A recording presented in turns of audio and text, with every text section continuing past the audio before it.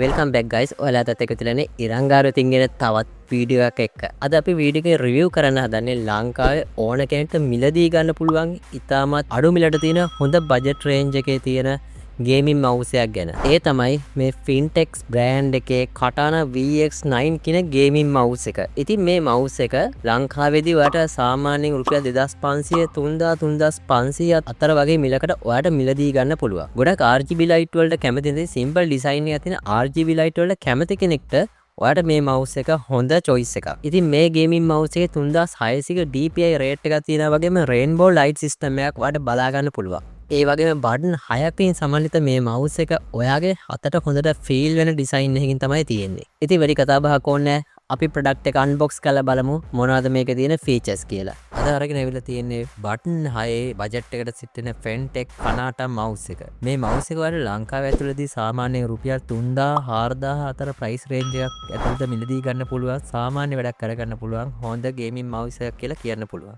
මේකේ simple rainbow light system එකක් තියෙනවා වගේම DPI 3600ක රේන්ජ් එකක් මේ මවුස් එකට තියෙනවා. ඒ වගේම බටන් 6ක් අපිට බලා ගන්න පුළුවන්. අතට හොඳට ෆිට වෙන සිම්පල් ඩිසයින් එකක් තමයි මේ මවුස් එකට තියෙන්නේ. ලොකු මෝස්ටර් නැති සිම්පල් ලයිට් ඩිසයින් එකක් හොයන අයට මේ මවුස් එක හොඳට රෙකමන්ඩ් කරන්න පුළුවන්. ඉතින් අන්බොක්ස් කරලා බලමු මවුස් එක එළියට අරගෙන. ඉතින් මේක ගලවපු ගාම මෙතන දෙන load your weapon කියලා. අපි weapon එක කිව්වට මවුස් එක ගමු එළියට මෙන්න මේ වගේ.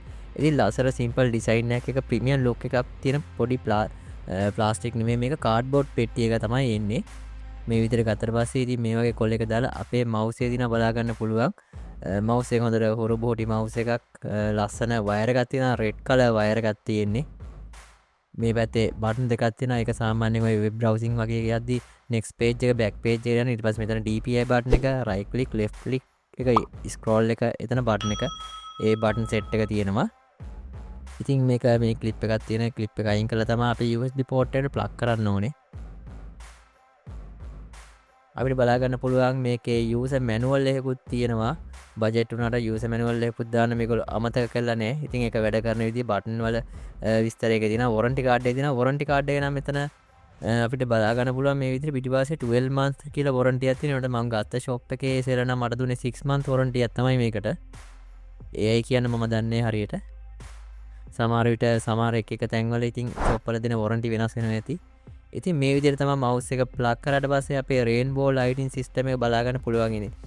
මවුස් එක අපි අතින් අල්ලලා දින මේ ලයිට් සිස්ටම් එකෙන් ඇති වැඩක් නැහැ. ලයිට් එක වැහිලා යනවා. ඉතින් normal විදිහට ඔන්නලා තියෙදි ලස්සන රේන්බෝ කලර්ස් ටිකක් අපිට මේ විදිහට මේ මවුස් එකේ බලා ගන්න පුළුවන්. වැඩි කැටයක් නැහැ. හරිම සිම්පල් ඩිසයින් එකක් තමයි මේ මවුස් එකේ ලයිට් සිස්ටම් එකට තියෙන්නේ. ඉතින් මම හිතනවා අද වීඩියෝ එකෙන් ඔයාලා අලුත් දෙයක් ඒ වගේම අලුත් ප්‍රොඩක්ට් එකක් හොඳ රිවිව් එකක් බලාපොරොත්තු වෙන්න ඇති කියලා. තාමත් අපේ channel එක subscribe කරලා නැත්නම් දෙම පල්ලේ තියෙන රතු පාට subscribe button එක click කරලා පැත්තේ තියෙන bell icon එක click කරලා තියාගන්න. එතකොට මම මේ වීඩියෝ එක අප්ලෝඩ් කරපු ගමන් notification එක ළඟටම ගෙන්න ගන්න පුළුවන්. ඉතින් මොකද හිතන්නේ මේ වීඩියෝ ගැන? පල්ලේ comment section එක open කරලා තියෙන්නේ. comment එකක් දාන්න අනිවාර්යයෙන්ම. ආයි මේ වගේ වීඩියෝ එක හම්බ වෙනකන් ඔයාලා හැමෝටම සුබ දවසක්.